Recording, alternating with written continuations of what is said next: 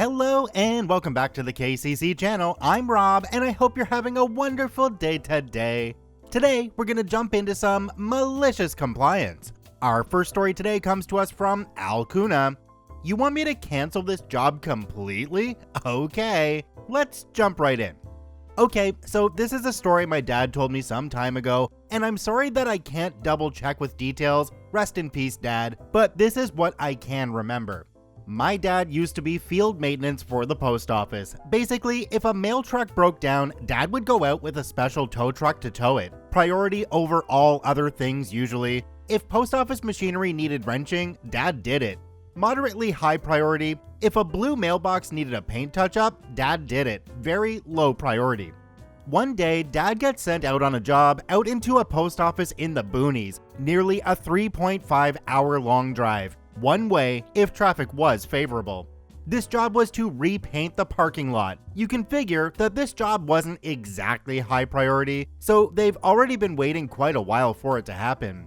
Dad gets to the site, and the equivalent of the floor manager gets snippy with Dad, telling him that he was just going to have to sit on his hands and wait for 2 more hours. Apparently, floor manager had some project planned for that day that would require moving a bunch of stuff outside temporarily, using up the parking lot space. He fully expected my dad to stand around and wait for this job to be done. You filed a work order, and you have been scheduled for this job for a while now. You knew what date I was going to be arriving. I am here. Floor manager pompously says, "You are going to wait." No, I am not. I'm starting the job I was sent to do. Dad spins on his heel and heads for his work truck to grab the equipment. The floor manager charges outside, screaming at the top of his lungs, "You will not paint this right now. You will paint when I say you can paint, and I say you will wait 2 hours. Dad, looking absolutely pissed, "If I put my equipment back in my truck, I will close the work order and you will have to file another one." The floor manager storms inside and returns with the postmaster of that post office, a spineless, sniveling, hand-wringing twig of a man. "Look, I know you're here to do this job we requested, but really, is it so much to ask for you to wait until this project is finished? It's only 2 hours. Dad, icily, I drove 3.5 hours to get here. Either I start right now and head for my home base on time, or I close the work order and end the job." The postmaster whimpers and wheedles and wrings his hand, then nods. "Close the work order, I'll file another job order, and you can return tomorrow." Dad smiles thinly, nods, and climbs back into his truck to head back to his home post office. He then calls his own postmaster and explains what happened. Well, give them what they want, close the work order. Now, here's the malicious part of the compliance. Dad and only 8 other guys covered an area of approximately 250 miles or so. So, yeah, way understaffed. Also, in order to get any requested jobs done, there was a whole bureaucratic mess to make it happen. You had to write up a work order, send it in, get put on a waiting list, and hope that a bunch of broken down trucks didn't bump you further down the list than you already were. If your work order was closed, whether or not it was actually completed, the job was considered fulfilled, which means that it could not just be reopened. They would have to file a completely new work order and be listed accordingly in the many, many higher priority jobs. Since this post office was out in the boondock with an extremely low priority job on a very understaffed workforce, they've essentially shot themselves in the foot by refusing to let Dad get started immediately. I can neither confirm nor deny that their new work order mysteriously dropped to the bottom of the list of priorities a few more times than necessary, but I can confirm that it was at least a further 3 months before that parking lot got painted. The floor manager made himself scarce, and the spineless postmaster was very, very quiet when he signed off on the work order's completion. Now, kind of related, kind of not, in the comments for this story was a write-up that I thought you guys should hear. I really liked it, and here it comes. It's from the user LivingComplex1368. Remember that a lot of stories you hear about, the government is so inefficient, are either gripes or politics. For instance, the $500 hammer story. What most folks don't know is that the Air Force wasn't paying $500 for a Home Depot hammer. They were paying for a special, extra long, titanium sparkless hammer to release a certain type of nut on planes in an area where fuel fumes were present. Now, if you want to know why the Air Force might not want sparks in a fuel-air mixture near expensive planes and even more valuable airmen, go Google redacted and then come back. I'll wait. The space pen and $500,000 toilet seat stories are similar. The reason the Russians switched from a pencil to the space pen as soon as it was invented is that graphite flakes off, gets on circuit boards, and causes spacecraft to crash, stop producing oxygen, or other mere issues. As for why the parts of a space toilet were expensive, imagine zero-G and toilet waste. Even ignoring health issues, think about urine and diarrhea getting on circuit boards or controls. Now, the DMV gripe is reasonable, but largely self-inflicted. If you know statistics well enough, you learn that in a stochastic line system, waiting in line at the DMV or grocery store requires excess capacity. If you have the correct numbers of workers, the line goes to infinite length. If you have workers doing nothing 10% of the time, you will have 3 people in line per worker. At 20%, you have 1 person in line per worker, etc. If you are the sort of person who rails at lazy government workers not working, you are probably the reason the DMV doesn't have the excess capacity needed to keep lines short. Now, back to the story itself, I'm actually really surprised that it was done within 3 months. I thought it would have taken them a lot longer to get out, especially with the extra delays added on. Do me a quick favor, have a look down below the video. If that subscribe button's still red, it means you're not actually subscribed to the KCC channel. Please hit that subscribe button for more daily Reddit stories. Our second story today comes to us from Silvercrest. Sure, you can crawl under the house to make sure we don't damage your new ductwork. Let's jump right in. Hello everyone, I was recently reminded of this event, so I thought this subreddit was the perfect place to share my story. This was about 12 years ago. At the time, I was working for a telecommunications company. I was a tech installer who would install fiber, Cat5, and coax at residential and commercial properties. This particular story takes place at a residential location. It was a light workday, so my company had sent many techs who were done early with their work to assist other techs. That way there wasn't anyone sitting around doing nothing. I pull up to the client's house to go help my coworker. We'll call him T. T had just pulled up as well, so the two of us both go up to the door to greet the client. We do a walkthrough, verify what needs to be done, and go over any charges that would occur if he wanted anything special done. During this part of the visit, he explains that he would like all the lines run under the house. There's no basement, but there is a crawl space under the house. He then begins to go on and on about how he just hired a company to come out and put new vents and ducts under the house for his heating and air. We gladly comply with his request about running the wiring under the house so it wasn't visible from the outside. He then begins to tell us how the air ducts were very expensive and they were professionally installed, and he doesn't want us to mess them up. We let him know it is common for us to crawl under houses, so the ducts will be fine. We can crawl around them with little effort. It's a normal part of our job.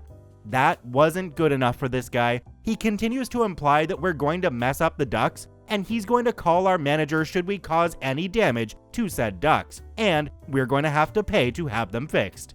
Keep in mind, these ducts are like slinkies wrapped in foil. Just think of a clothes dryer duct, only bigger so it can move more air, and insulated to keep the air cool or hot despite outside temperature. This is important to remember later in this saga. Let's move this story back to the client. He will not let up and is convinced we're going to destroy his vents. Eventually, the client pretty much insists on crawling under the house with T just to make sure we don't mess anything up. So just to keep him happy, we let him know he's more than welcome to crawl under the house. The client goes inside to put on different clothes suitable for crawling through dust and dirt under the house. Must have taken him 20 minutes. By then, we could have been halfway done with our work, but whatever, this is what will make the client happy. Even though by now I'm not super concerned with his happiness, as he's been condescending and insulting to this point.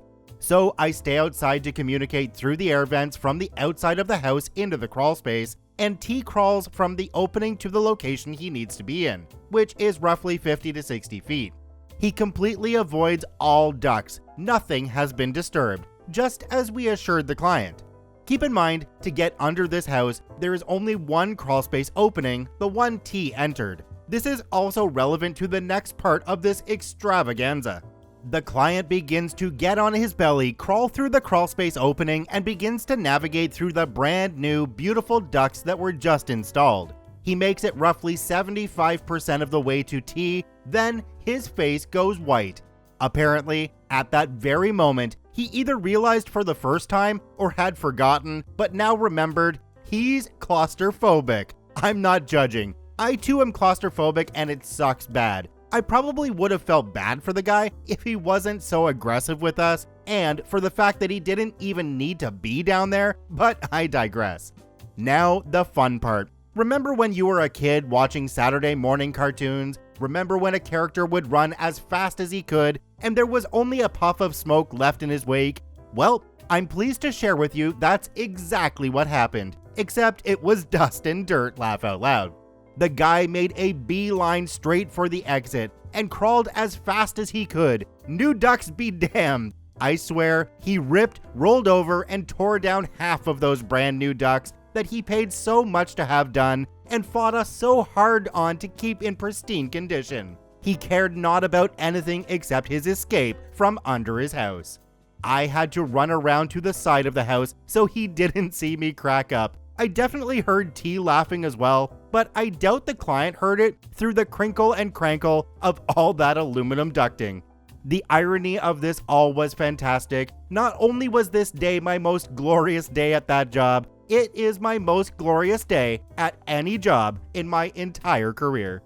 Let me just say here that this is going into video number 605. That means I've done 604 videos worth of stories. Some of them have 3 or 4 stories each. Let's say I've recorded about 1,000 stories altogether, something like that. Did you hear me laughing when I was reading this one? Because that hasn't happened to me in a very long time. OP, I love your story. Thank you for writing it, thank you for sharing it, and I'm sure my viewers are gonna love it as well. Our last story today comes to us from Henry TM82. Call the maintenance guy to open the gate? Will do. Let's jump right in. Years ago, I lived in a trailer park, manufactured home community. They were nice trailers, but they were still trailers. And during a summer when I inherited my dad's little fishing boat, I was informed I wasn't allowed to park the boat in our driveway. It fit completely in the driveway and did not hang out onto the road. When I mentioned that this rule was nowhere in my lease, they said, "Oh, the rule was just changed this year. It'll be on your next lease," and it was. I asked what they expected me to do with my boat, and they said, "There's a community lot at the end of the block where tenants are expected to park their trailers and boats. You can park it there for free." Great, that'll free up space in my driveway then. I decided to play along instead of fighting it, and when I went to get my boat out of the lot that Saturday, the gate was locked. I impatiently stomped over to the office, telling them I wasn't told the gate would be locked, and I wasn't given a key to get my boat out. "Oh, the residents don't get keys to that gate. Hold up. You're requiring me to park my boat in there, but you're not giving me access to my boat? All you have to do is call the park maintenance guy when you need to get something out, and he'll come open it up."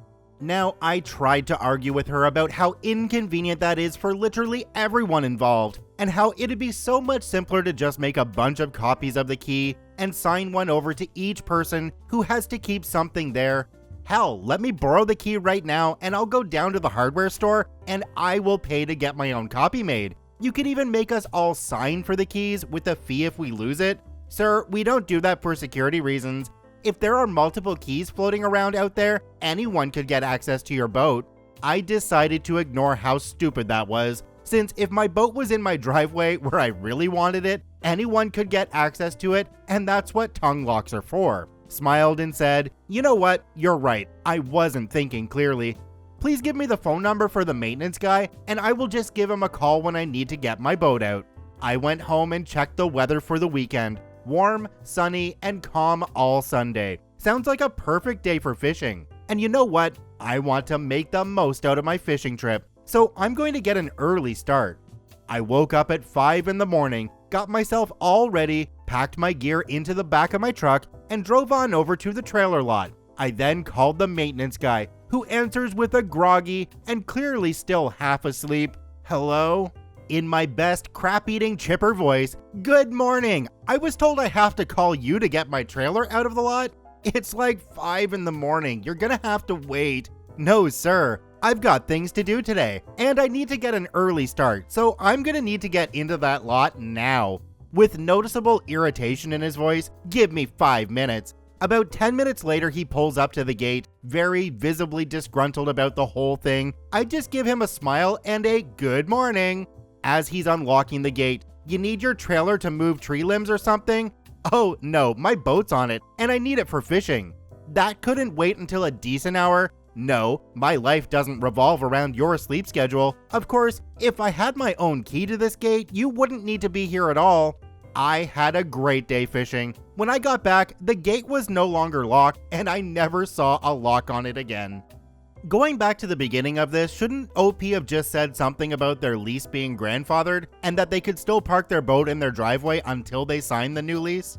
I was also really surprised that it only took one phone call at 5 o'clock in the morning for them to remove the lock from that gate permanently. I was kinda hoping this story would be one of those, I called him, and I called him again, and then I called him again, and then I called him again, and he finally gave in. I guess from OP's tone at the first meeting, they decided that they didn't want to deal with it anymore, and just took the lock off right away. Good work, OP. Check out all 3 OPs at the links in the description down below. Thanks for watching, have a wonderful day, and we'll see you tomorrow.